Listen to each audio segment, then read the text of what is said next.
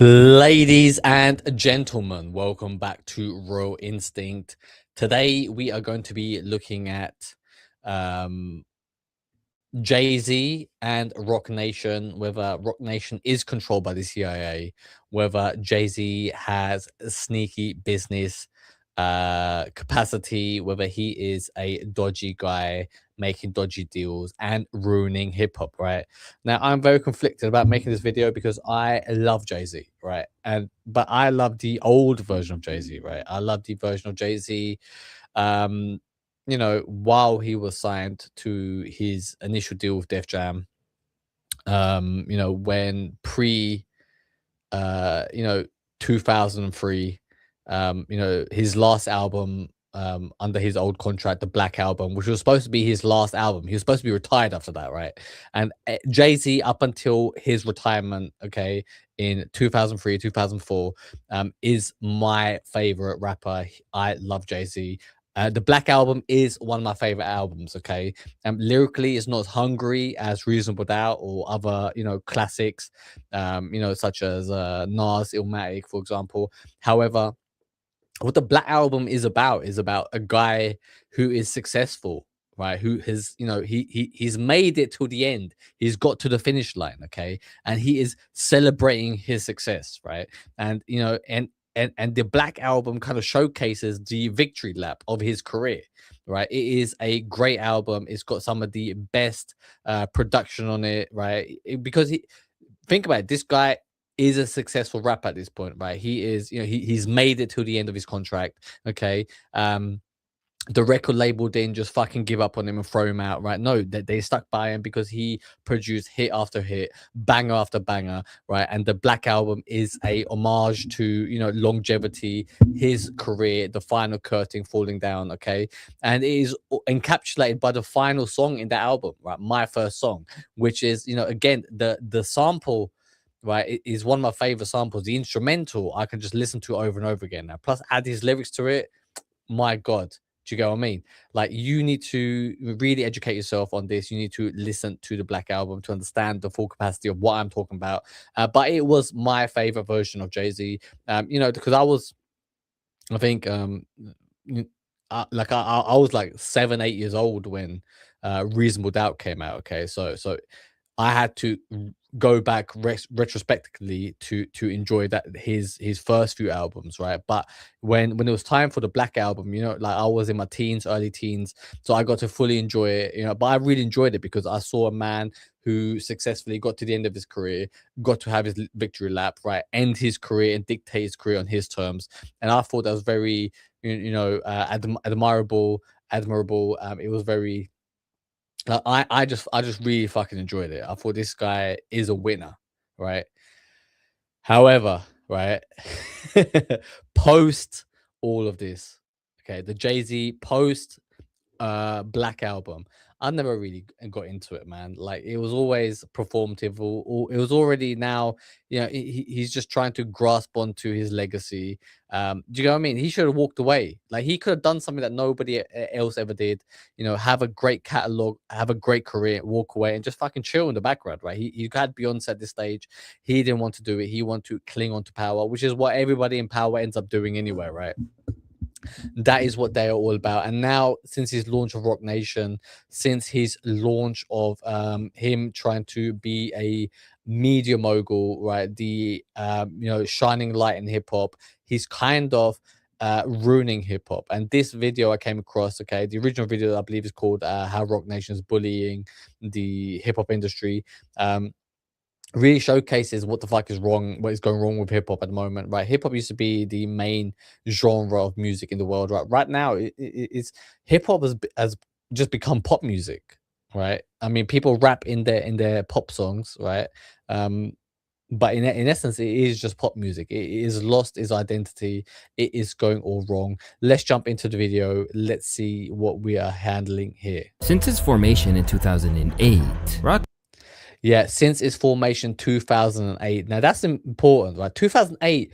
We always come back to a few dates in history, okay?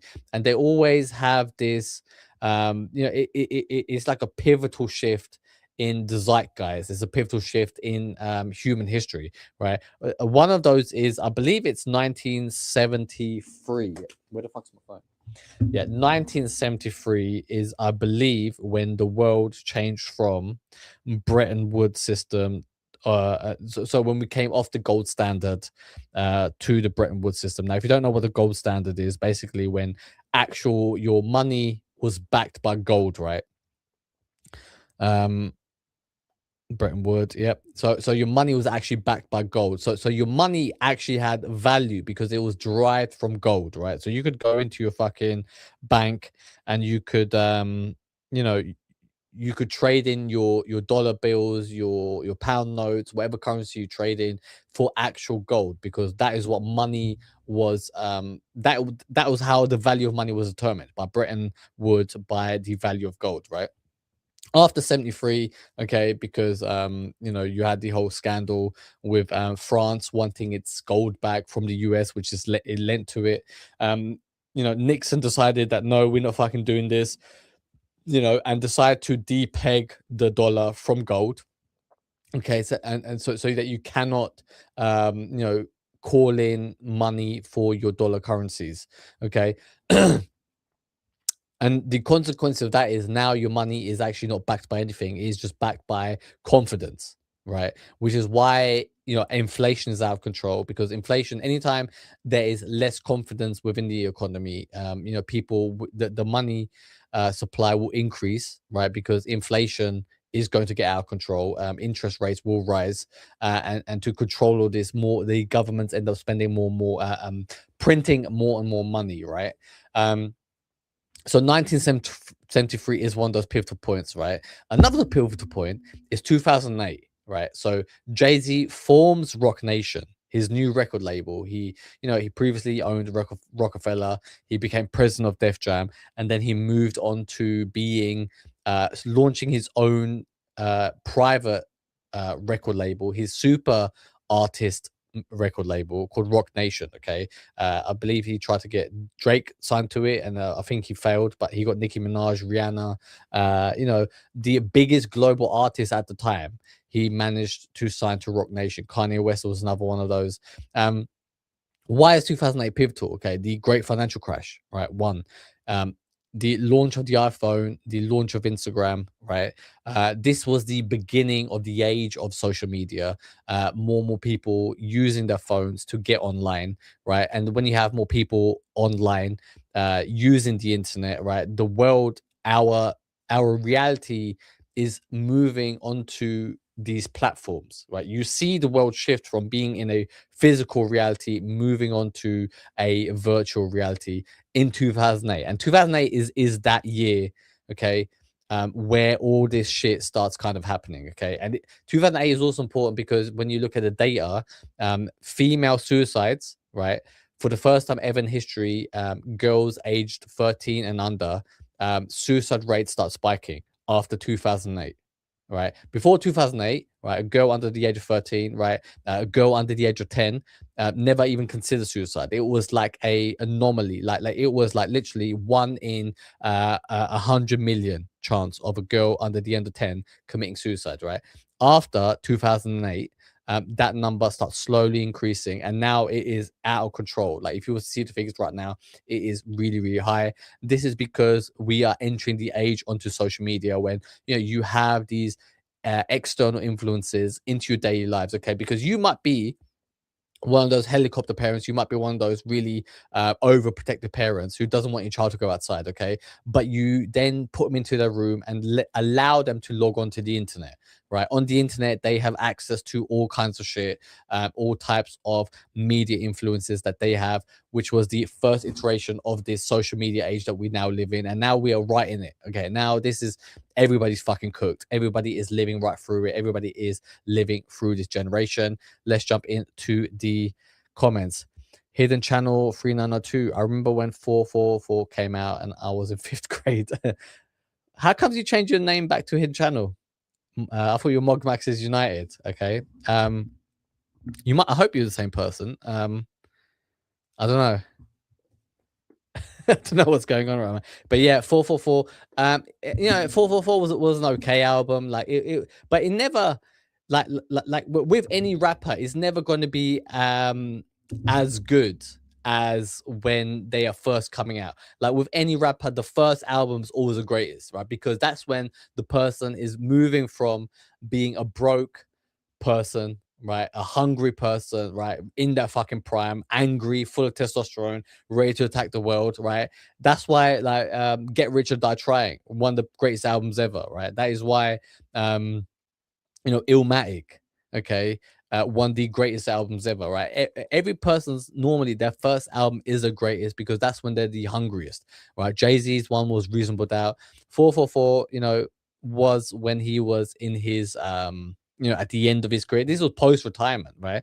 I listened to it a couple times. I think I didn't really get into it, like, because I think music moved on by the time, okay? And yeah, even Jay-Z, like when he released the Blueprint 3, um, you know, he tried to make fun of like auto tune. He's like, oh, this is a death of auto tune. He released a song called DOA. Um, but it was like, no, like you're calling all these rappers out, you're calling all this music out. It's like, no, that is a time that this is what we're heading towards, right? And then Jay-Z, like, he's one of those people who kind of embraces it, right? Like, because lyrical genius doesn't really fucking matter at this stage. Hip-hop evolved past it, right? And this was him just trying to cling on his old thing. But I remember, like, on 444, I think there was this song called Otis, which was kind of good. What year was 444 released in? Released, yeah. So 444 was Jay-Z's 13th studio album, released on June 30th, 2017. Yeah, man. Yeah, it was fine. Like, I'd enjoy it. Did you? I don't know if what did you think of it? Did you enjoy it? Do you get what I mean? Like, I think if you're fifth grade, you probably didn't even fucking care about it, right? Old account, right? I see, I understand. Fair enough. I checked out your channel the other day. Like, you deleted all your videos. You know, like, look, man. I hope you got a great plan in place, right? But like, you just got to keep going. You just got to smash it out every day, even if you don't give a fuck. You know, just start live streaming and chopping up those videos into, you know, shorts. You don't got to post as much as I do. You know, even if you post just one short a day and one long form video, you know, that's great. You know, I hope you carry on. I hope you continue because you've got a great message. I am cheering you on. I want to watch you succeed. Let's carry on with this video. Nation has been a cornerstone of the modern music industry. These days, the label, which was launched with J. Cole as its inaugural signee, has gone on to become so much more than just another company. A sprawling empire with over 20 different divisions, the conglomerate which plays host to or manages artists such as Rihanna, Megan Thee Stallion, Pusha T, and many more, are a true force in modern entertainment. But throughout that rise, they've been stalked by accusations of some pretty shady business tactics. In some cases, even by the very people that they helped propel to stardom. So tell me about your audition with Jay-Z. Tell me what he said to you. A really good audition. Yes. But before I met him, I was so nervous. Yeah, I mean, like, if you look into the story of how he managed to sign Rihanna, you know, she was like I think she was under the age of 16, right? So already shady, right? Like, as soon as you hear the story, it just sounds fucking shady, right? Then he locked into a hotel and he wouldn't allow her to leave until she signed the fucking deal, right? So this girl is under the age of 16. He would literally imprison her into a hotel. This guy is willing, he is ruthless as fuck. He's willing to do whatever it takes. You know, can this guy be trusted? You know, this is where we're at right now. We are questioning his real motives. I was shaking literally. So then what did he say to you? He said something to you. Oh yes, he said, we don't sign songs here, we sign artists. And there was this little pause, and I was nervous. But then he said, there are two ways to leave here, either through the door with the deal signed, or through this window, and we're on the 29th floor. Bruv, like, he fucking threatened her life. Like, do you get what I mean? Like this isn't like a clever businessman you're looking at. This is a actual fucking, right, extortionist. This is somebody, he is literally bullying her, right? These are bully tactics. He is literally bullying a fucking child. This guy was like over the age of 35 at this stage, right? He must be about 40 years old. This guy, you know, when you look at what happened to P. Diddy, you know, he was out of control. You know, is it right far-fetched? And I hate to say it because I fucking like, I love that early version of Jay-Z, right? Like, Black Album, pre-Black Album, you know, pre-retirement Jay-Z, right? Like, I fucking loved him, right? However, was he another Diddy? Do you get what I mean? Is that the playbook? Is that how you become that big? Is that how you become that influential in a certain industry, by being a bully in essence, okay? By being this, thug, bullying people into submission, getting them to do what you want to do, even if they are fucking under the age of 18, 17, 16. Let's jump in the comments. I'm dealing with college starting again, so I've been tough the last week. Yeah, I understand. No problem, man. Like, if you got only you understand your life, okay? So you're the one who gets to dictate how you deal with it. Fair enough, man. But I have a plan in place to make more informational reactive videos. I'll be able to clip the videos now too. That's great, man. Do you know what I mean? Like, I'm really looking forward to seeing your journey. I'm really looking forward to seeing you progress. Like, there's only a short window of opportunity left, I believe, right? So if you start now, I think you'll be set. Especially because you are quite young. You're still in your early 20s, I believe. You're gonna be one of the guys who makes it into the next world, so that you are a point of authority, so that you are seen as a king in the future. Because it's going to be me and you at the end. Like, most people right now, they are too weak, they are too lazy to do anything. So you are positioning yourself in a position to be in a great spot for the future. Let's jump back into this video. So you was like, where's the pen? Where's the paper? I'm signing. But where comments like this were brushed aside, recent weeks and months have seen an influx of new evidence that behind the corporate facade, they are moving in a way that's pretty devious. Just ask some of the people who have dared to get in their way. I'm gonna tell you about Jay-Z. He's the most sensitive motherfucker on the planet, and he can't take niggas in his comments telling him the truth. Okay? It's your boy Luesta, and this. Yeah, I mean, that is one big accusation that's been dealt against Jay-Z, that he is a very sensitive guy, right? Like, the way that he moves isn't about fighting. He's more about, doing slight-handed, backhanded things, right? He is more about, doing this sleight of hand to fuck with people, because he's got that gravitas and connections within the industry to fuck with your sales, to fuck with your online presence, your TV presence, right? So he will actually go out of his way, to fuck with you, the way he has all throughout his career. So many people have, levied this allegation at him. This is why Roc Nation is bullying the industry. First, let's set the scene. Since his days as an MC, Jay-Z has always been hard-headed in a way that accumulated many enemies, famously declaring that he can't leave rap alone, the game needs me, haters want to be clapped in chrome, it ain't easy. Jay has weathered beefs with rappers like Nas and Mobb Deep, while also enduring business dealings going sour with people like his former Rockefeller partner Dame Dash. Among all these different scenarios he's found himself engaged in, one thing has become very, very clear. Sean is not a man to be trifled with, particularly when it comes to his cash flow. I mean, everybody knows Jay ain't shit. Like, that, everyone knows that. You know what I'm saying? Like, but does that surprise you at all? Because that seems particularly shady. Listen, if you ask anyone in the industry, it's a common knowledge that Jay ain't shit. You know what I'm saying? Define ain't shit for our audience. He's about the bag. You know, we all know. I mean, that is one of the saddest things, that because I loved, like I said, I loved Jay-Z. I loved Rockefeller as an institution, as a story, how they came up, right? I loved Dame Dash. I loved how they had this vibe of, bring artists onto the record label and then supporting them throughout to kind of dominate the industry, right? Like, they had the best producers. They had some of the hottest talents, and they were literally just fucking throwing a lot of shit out there, seeing what sticks, seeing what works, and working with it. And through it came like a lot of cool shit, right? You had that Cameron, Dipset, the Diplomats. You had obviously Kanye West came out of it, or Rockefeller. And you had Jay-Z itself, right? Like, I mean, even like the one-hit wonders like Freeway and Benny Siegel, they all had one or two songs that kind of made it big, and then they kind of went away. Like, but I really enjoyed that whole record label, and at the bedrock of that relationship, of that record label, was the relationship between Dame Dash and Jay-Z. And I was like, yeah, man, these two are fucking bros. These two are big friends of each other.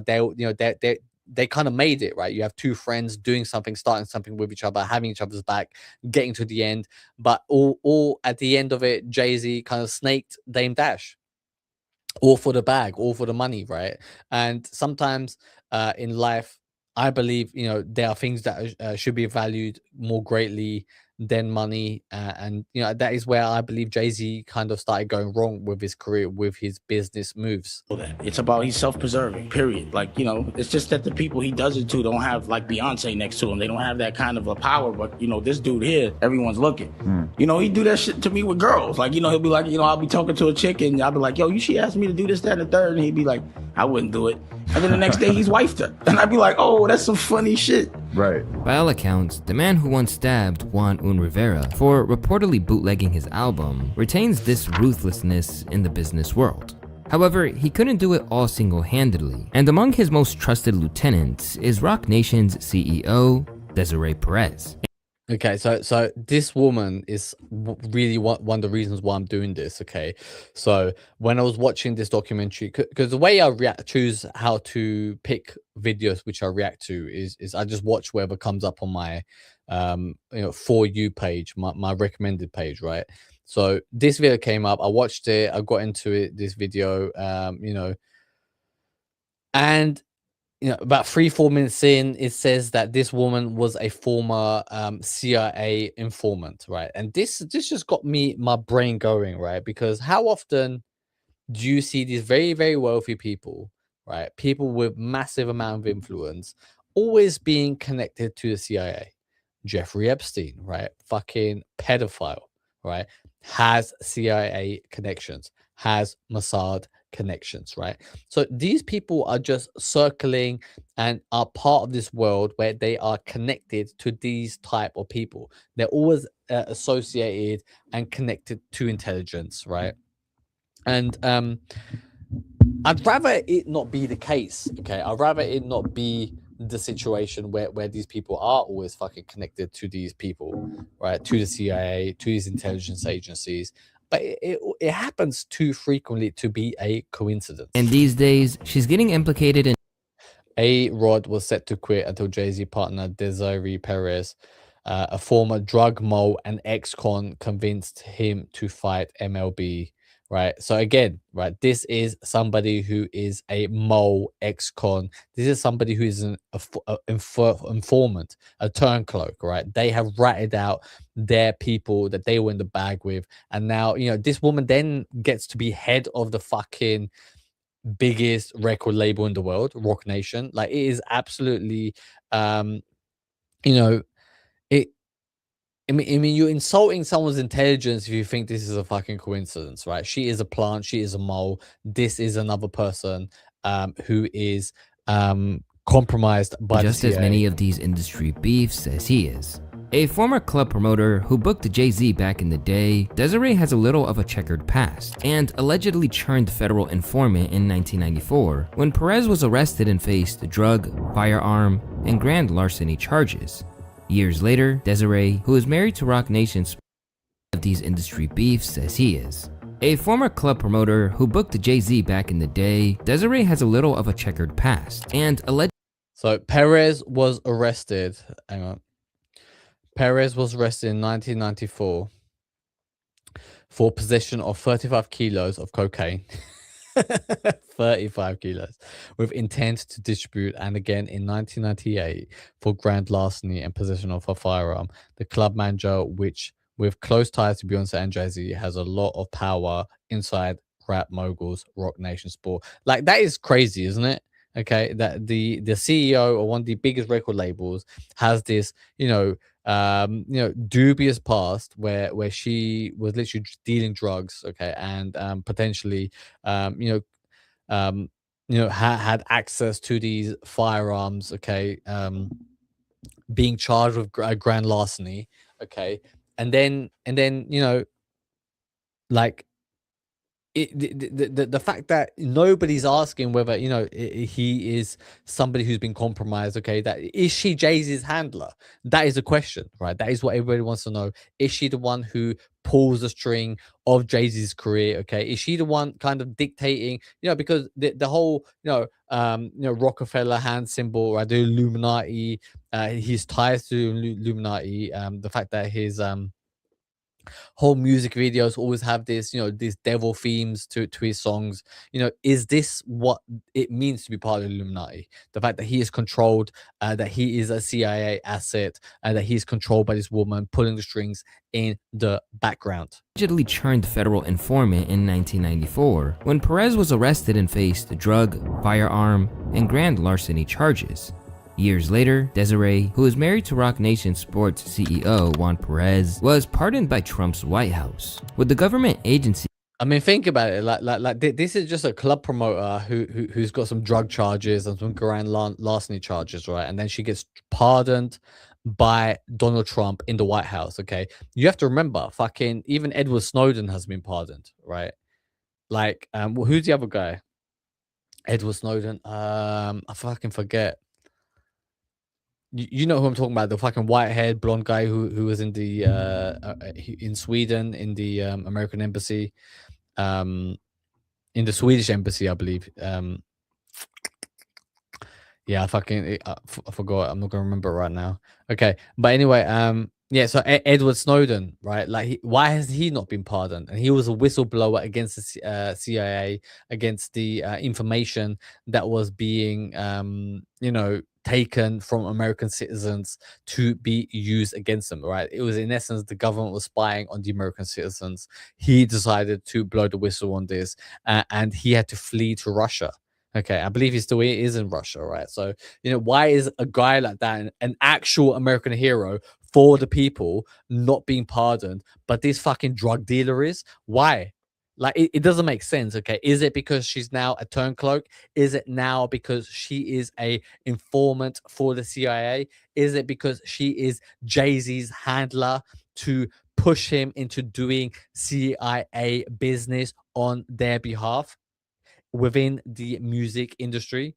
We need to investigate and see what is going on. Claiming that since her conviction, Ms. Perez has taken full accountability for her actions and has turned her life around. She has been gainfully employed and has been an advocate for criminal justice reform in her community. But if you ask one of these major critics of Roc Nation, she is every bit as conniving as she was back in the day.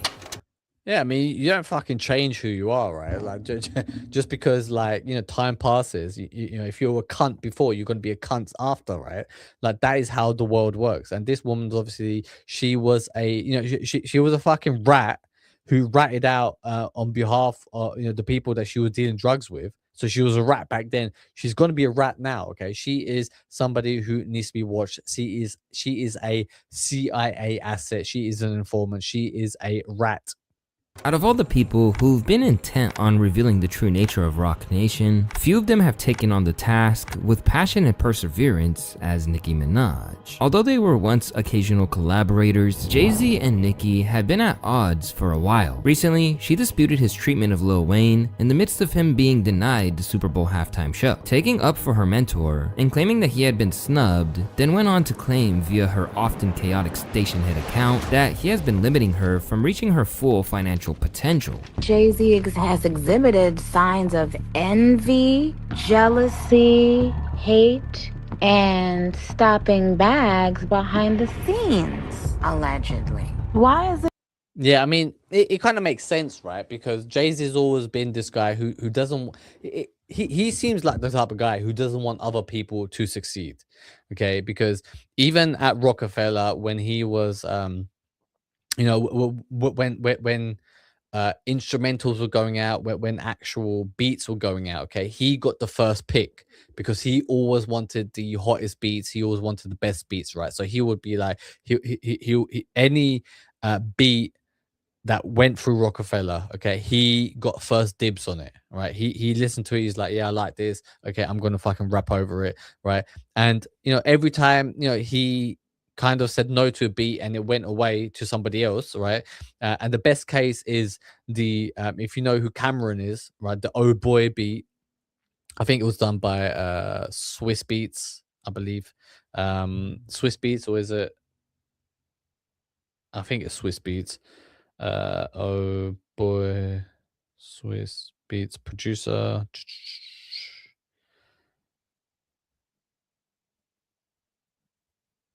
No, I don't think it was Swiss Beats. Who am I thinking of? Yeah. So anyway, so the Oh Boy song.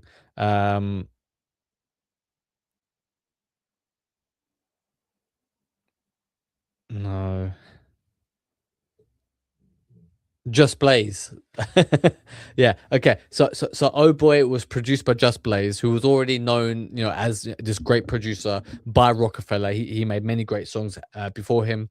The best song he's ever done is obviously Public Service Announcement on the Black Album. It's a brilliant fucking sample. You know, his second best song he's ever done is also on the Black Album.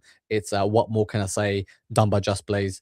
But Oh Boy is a great hip hop song. It is an iconic hip hop song, right? And it is what launched Cameron to you know, superstardom, right, in the early 2000s. It is what launched his career.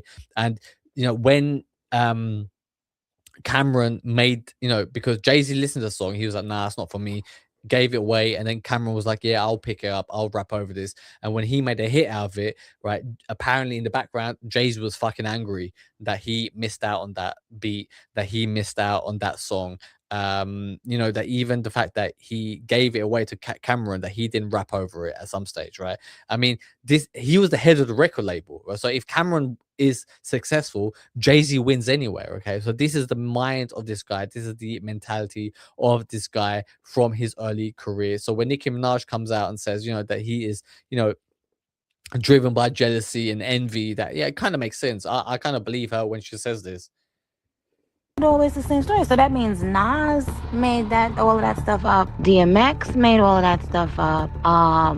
He was beefing for a minute with 50, with Dame and Dip.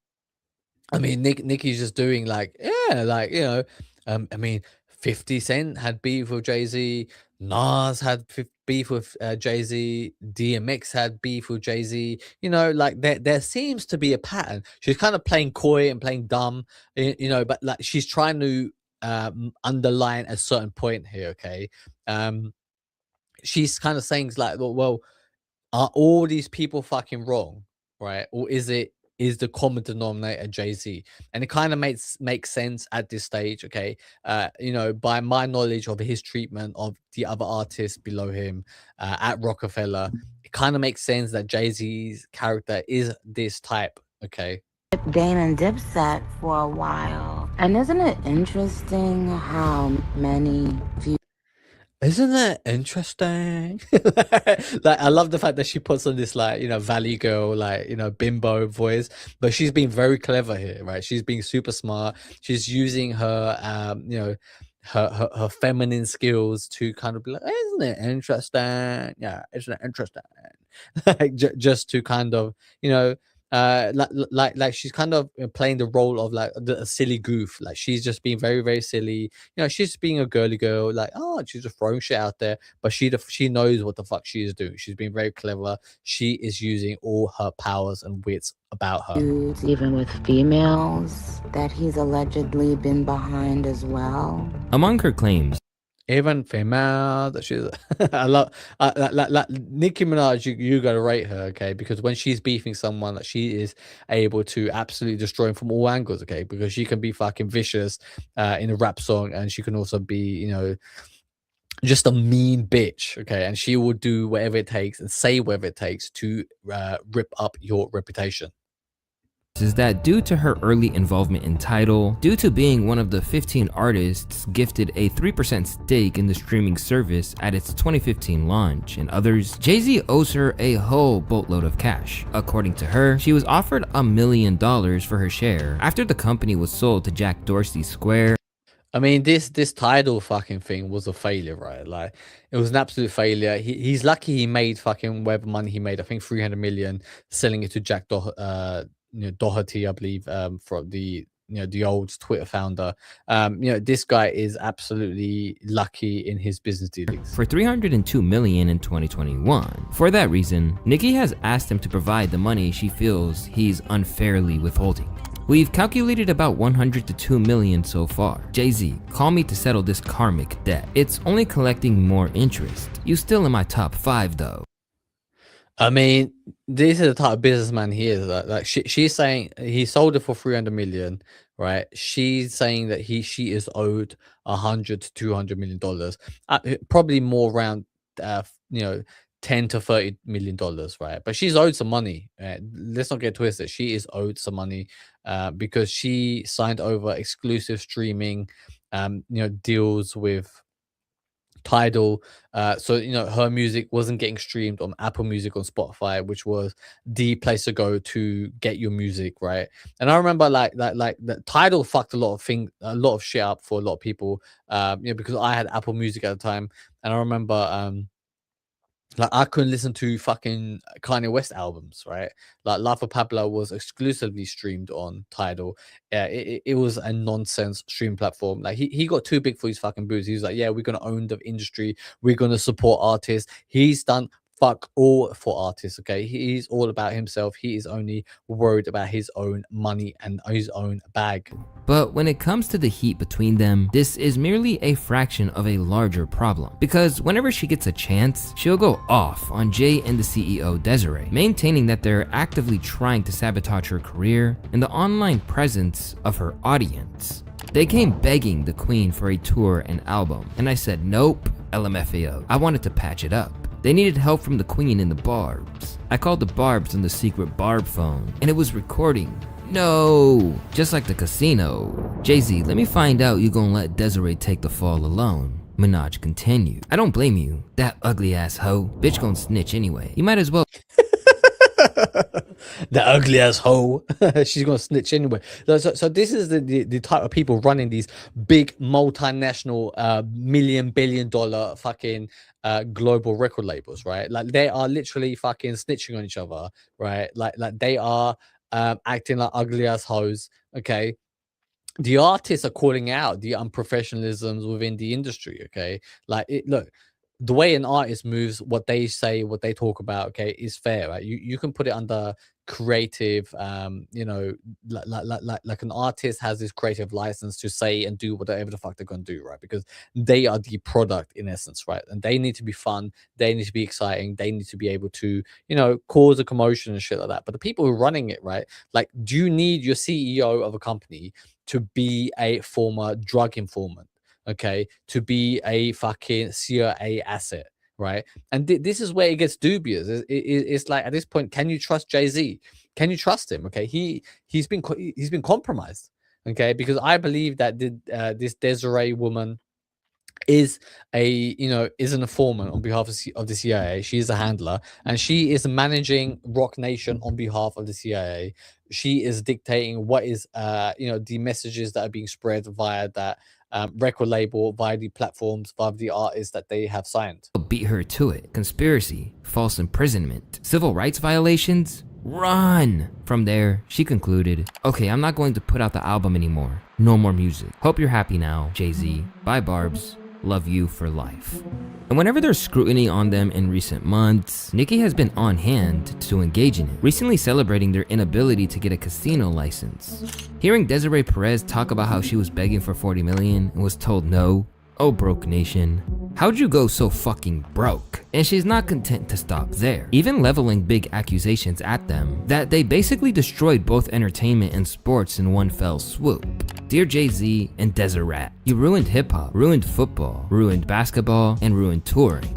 Yeah, and this is what happens when you allow someone like Jay-Z, when you allow somebody like one company to just get their hands in every fucking facet of an industry, right? Because even like with hip-hop has close ties to like fashion culture, close ties to like basketball, and American football, for example. Okay, so you have a lot of these people, like Jay-Z trying to be part of every facet of this industry. Okay, he owns the Brooklyn Jets, Nets, sorry, the Brooklyn Nets, right? Um, formerly the New York Knicks, the New York Nets, the New Jersey Nets that he rebranded to be the Brooklyn Nets, right? He's trying to get involved in American football, right? Via the halftime shows, via the football players that he signs, even Colin Kaepernick, that guy. So he's trying to be involved with everything, but then what happens is, right, there's no original voice. There's only a one-sided powerful voice coming from Roc Nation, that you don't get any authenticity. You don't get any fucking, like a difference of ideas, right? Like the great thing about Raw Instinct is that we come together, we give different versions, different ideas, in the mix, and then we culminate and add and build on top of each other's ideas to come up with something new, something unique, something that is fresh, something that is relevant to the people. The jig is up. According to her, the entire company is nefarious. I mean, look at that. Look at that. You have the fucking one of the biggest scandals in hip hop. Sean Puffy Combs, okay, P Diddy, and Jay-Z is right behind him, right? You know what I mean? Look how happy he looks, right? I mean, P Diddy looks like he's on fucking crack there, right? He looks like he's high as a kite, and Jay-Z is just like there, loving life. He is enjoying every moment of this interaction, pulling strings and doing everything they can to detract from the controversies that continue to surround them. Anytime Cook Nation's in the news for something they don't want you to know, a few things will happen. Will Smith will appear, a famous person is announced dead, and their allies will begin to post/say nasty things about the Queen. Naturally, everything Nicki says as of late has been taken with a real pinch of salt, as, to put it mildly, she's been crashing out for a while now. However, the notion of the upper management mistreating people whose usefulness has elapsed or dared to question them is nothing new. In these days, the case studies are beginning to stack up. When it comes to Roc Nation kicking people to the curb once their cultural currency has expired or getting in their way. Yeah, so at the end of the day, he's not just like some philanthropist. He's not just some fucking person who's trying to make the world better. He is a businessman, right? Jay-Z is a businessman. He's all about the money. He's all about the bottom line. And if you're fucking hot at the time, right? And I first noticed this in the late 2000s, right? That this was post Jay-Z retirement, okay, and he hasn't really officially launched his a proper album yet, but he'll always jump on some fucking song, okay. And I remember, like, if you remember who Amy Winehouse is, she released a song called Rehab, and Jay-Z jumped on a remix with that, okay. And Jay-Z always jumped on these random remixes, okay, of songs, of very popular songs. He always added a verse in. The song's already popular, and then he just add a verse in, okay. So it's not like he first came on the song, okay. That he always adds a verse in extra, okay. With Rihanna, obviously, that Umbrella song, he had his verse on there. That was organic, I guess, but he knew that was going to be a hit, right? He always puts his music into a place to remain relevant, to be seen as somebody who is, on top of the charts, okay, because he is all about boosting his own credentials, boosting his own status, and this again, right? So post retirement, Colin Kaepernick is obviously, in the news because he decides to kneel during the national anthem. The NFL kicks him out. He decides to support Colin Kaepernick, because he wants to be seen as, this is a civil rights movement. This is a incarnation. This is the modern day Muhammad Ali. But couple years down the line, right? Like, what does Jay-Z do? He just kicks him to the curb.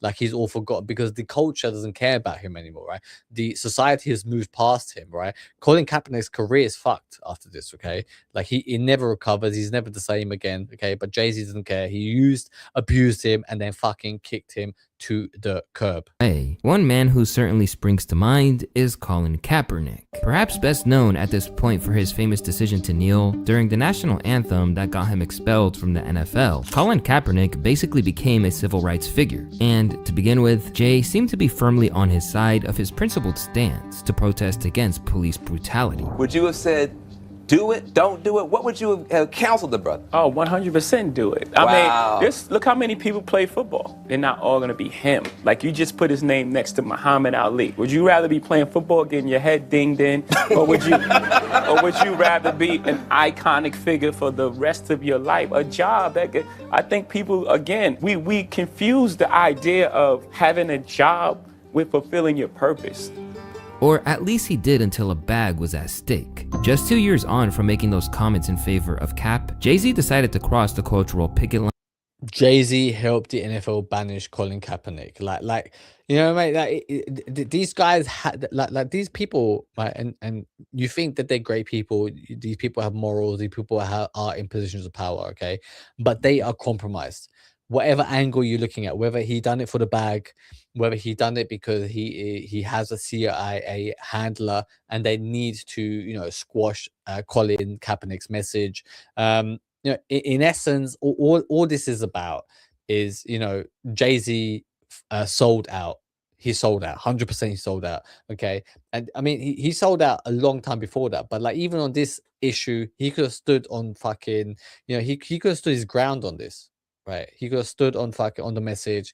He could have fucking carried on fighting, for Colin Kaepernick. He could have carried on supporting him, but he's like, oh, let me instead just do this halftime show with the NFL. Let me be associated with the NFL. Let me, further make more money, more influence, more power. Let me do the bidding of these elites who have, who he has sold out to, who own him in essence, right? And in the end, whatever positive credibility that this guy had, he ends up fucking flushing it down the toilet because he helped the NFL get rid of Colin Kaepernick and sign a multi-year deal to produce the Super Bowl halftime via Roc Nation as their entertainment strategist. There you go. So oh yeah, okay. I'm supporting Colin Kaepernick, but when the NFL get a deal with Roc Nation, he has to let him go. He does not give a fuck. He has no fucking agency. He is just fucking a pen pusher at this moment. Because there's two parts of protesting. You go outside and you protest, and then the company or the individual say, I hear you. What do we do next? We have cops that are murdering people. We have cops in the SFPD that are blatantly racist. And so this guy was actually speaking out, standing up for something he believed in. He seemed like he was getting the backing of a lot of people. A lot of people were kneeling alongside him, putting their little fist in the air, right? Like whether you agreed with it or not, okay, a lot of people bought into the messaging at the time. Jay-Z supported him, right? So this guy's like, yeah, man, I've got the support of my people, right? And then, like literally a couple of years later, when this guy, nobody gives a fuck about Colin Kaepernick anymore, right? They have kicked him to the curb. Jay-Z's like, well, I don't give a shit about you either, right? So, you always have to remember with all these fucking messages, all this political messaging going on, is like, like what's happening here? Is this like an actual genuine thing that is happening, or is this being pushed by certain individuals to market themselves to be looked at? Look at me, look how fucking great I am, look how charitable I am, look how much I'm doing for society. But then when it comes down to actually fucking affecting your bag, affecting your bottom line, affecting your money, then you kick him to the curb. Right. This is why you cannot trust Jay-Z anymore. Right. Like whether he, and I like to believe, right, that literally that he somehow the CIA got hold of him, that he's now being forced to do this shit. Right. But whether it's true, okay, whether he's being forced to do it, whether he is, just genuinely doing it because he's just a greedy fuck.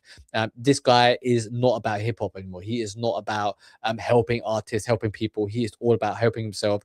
That is where he is at life. Okay. He just wants to watch the elites further advance their agenda instead of watching the normal people win. And those issues need to be addressed. For me, it was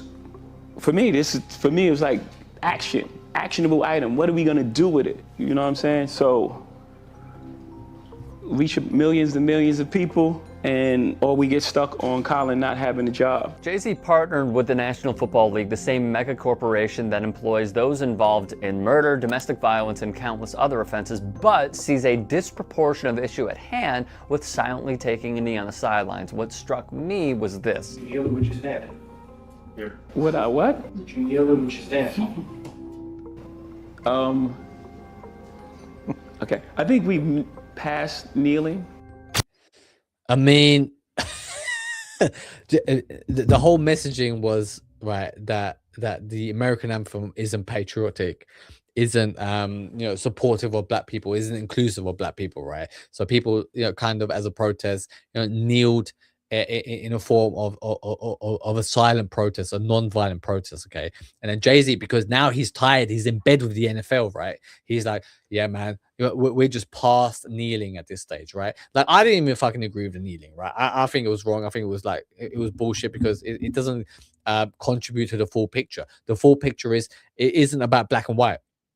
Okay, it isn't about black and white. It's about the police doing the work on behalf of the elites, right? So the real problem isn't about black and white. The real problem is about being poor and the elites, the people at the top running the country, running the world. Okay, in essence, deciding where this world is headed towards, what economic positions, policies are. The dodgy insider trading that seems to be happening at Congress, at the Senate level, all across the world, affecting millions of people, right? All these decisions being made by the elites, okay, and they have this private army, which is the police, and an actual army, protecting their rights, protecting what they want to do, but then to the masses, to normal people, we are sold that, oh, it's all about racism. Okay, it's not all about racism. It is about a certain agenda that the world are trying to put into your mind, right? It is about rich versus poor. Okay, and now because Jay-Z is one of the rich, his mind works differently. Okay, his mind, he knows how the poor think, right? So he's in the perfect position to misuse these people, to guide them down the wrong path, but he doesn't know, but he is not a member of the poor community anymore. Okay, he doesn't give a fuck about the poor community, because once you enter the one of these wealthy communities, your ties to them, like you either get to reconnect with your people and help your people flourish, or like him, you decide to throw him under the bus. And he, at this stage, because he's now in bed with the NFL, right, he is somebody who he's like, we've moved past fucking kneeling. Okay, kneeling isn't a real thing anymore. This is why this guy cannot be trusted. He's not a leader. He's not a fucking, he's not trying to help society grow further, right? This guy is just in it for themselves. He is somebody who is just trying to help himself make more money. And immediately, this went down like a ton of bricks with both Cap and his supporters. Years on, Jay has retained this position, and many people have essentially forgotten about the entire controversy. However, Colin's wife, Nessa Diab, is not one of them, and in her opinion, the situation unveiled Jay's true nature. Yes, I might not like what Jay-Z did, but guess what I don't do? Go out of my way to not play his songs on my show. No, I'm not spiteful. I don't try to harm people. I don't do smear. And this is where people go wrong, right? Like, she's like, I'm not spiteful. I'm not going out my way to not play his fucking songs. It's like the world is so manipulative, so corrupt, okay, that people are at war with each other every single fucking moment, right?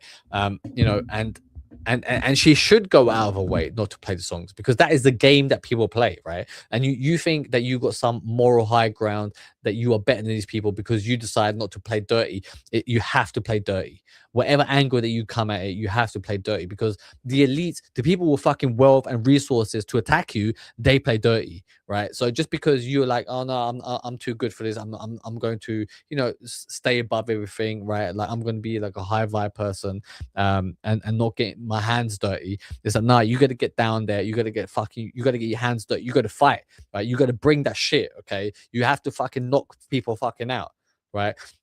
You have to get fucking dirty, right? It is a dirty game. Life is a dirty fucking battle, right to the top, okay? It's not about, we're not a civilized group of people, okay? Even because we got fucking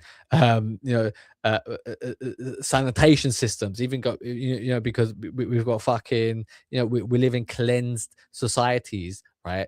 the tactics that humans use are fucking dirty. Humans are dirty people. The way to the top is via a dirty way. You know, I even here on Royal Instinct, right? I want to bring together 100 people, 100 kings to start 100 kingdoms, okay, so that we can overthrow the ruling elites in the world right now, okay. But even I know that we have to play dirty. We have to fucking get hands dirty. We have to be the ones who decide to fucking make a change, and it requires war. It requires war. It requires fire. Okay, and if you're too scared to do it, this is the thing. Normal people like this lady here. She's like, you know, oh, I don't want to be. I don't want to stoop down to Jay-Z's level. Look, man. Like if someone's fighting you and they're down at that level, you have to get down there. Okay. Otherwise, they're just gonna chip away. They're gonna chip away, and like they'll end up hurting you.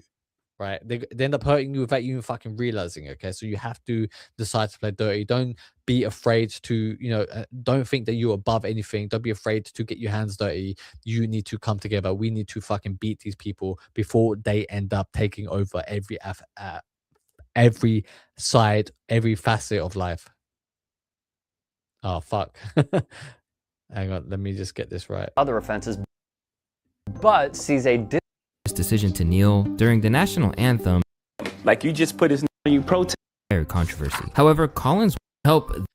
Also, what he did to Colin was absolutely wrong. And once hip-hop's queen began taking shots at Jay and Co., Nessa launched another assault and got into the sordid details about how they suppressed Kaepernick and his message at the request of the NFL. At Nicki Minaj exposing the smear campaign tactics that Jay-Z, Roc Nation, Desiree Perez did to her behind the scenes is very similar to what I was told they did to at Kaepernick.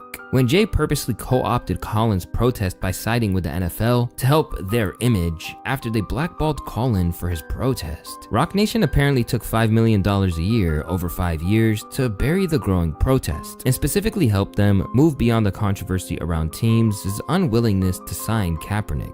She continued. Desiree even said, "We love that everybody wants to be on stage, that we've completely changed the conversation to fighting for it versus boycotting. We've come a long way." She got her pardoned by Trump. No coincidence the NFL owners are his buddies and also donated millions to his campaign. So you see, even like the structure of this whole thing is like, you know, Colin Kaepernick, he's doing this, you know, he's kneeling to either he's virtual signaling or he's about it and he believes in the messaging, right? But anyway, he does it and many people buy into it. You know, he is supporting you know, racism in America, okay, police brutality, right? And then the NFL doesn't like it. The owners don't like it. Okay, the owners also, you know, part of the elite structure. Okay, they're part of the elite circles. You know, the elite sphere of billionaires that run the world. Okay, they don't like it, right? Jay-Z is embedded with these people. Okay, he is a CIA asset, right? This is how deep this shit goes. So this is how deep, easy, you know, this country gets to manipulate its way out of being seen as racist, being seen that there is something wrong in society. Okay, and you know, the elites are kind of happy that it is a focus at racism at being black and white. Okay, because what they are most afraid of, that it's, you know, that they see the division between rich and poor, right? That is what they want to stop. And you know, because the longer you focus on black and white, okay, at racism, you know, the longer you kind of start talking about these points, and then you kind of realize, hey, it really isn't about being black and white. It's, you know, because there are also poor black people, and you know, like why do they hold racist views? They don't really hold racist views. Okay, they hold racist views because this racism that is institutionalized comes from the top, right? It comes from people who, you know, who are running the world, wanting to keep people poor, and they keep sprinkling and pushing this racist agenda to keep white people, poor white people, and poor black people fighting each other. That is what they want to create. Okay, that is the conditions that they want to normalize within the world. These allegations won't sit well with the higher ups at Roc Nation, particularly because they try their best to maintain an image as a socially conscious company. But it's by no means the first time that they adopted a man associated with the cause before disposing of them over time. During the drama, I don't really want to talk about Meek Mill. I don't really give a fuck. Let's jump towards the end and watch some of this shit here. Don't even see that. They have a whole team that runs the distro. It's not even, what's crazy, it's not even like a Empire distribution or something like that. Right. It's literally TuneCore and DistroKid. Yeah. But just under the umbrella of Roc Nation, so it's like sexier. Yeah. You think that, well, shit though, like, I bet you I'm gonna go to the brunch though. But it's clear that he had his wings clipped a little, with Russ revealing that he'd been reached out to by journalist and Roc Nation mouthpiece Brian B. Miller to walk back his comments. Did they respond to you saying anything? Not directly. Oh, okay. I didn't get invited to the. So when you have a small artist like this guy, you know, like that, when he speaks out against Roc Nation, you know, they try to squash what he has to say. The Roc Nation Not brunch. directly. No, but it's To have her falsely detained under Florida's Baker Act and Marchman Act.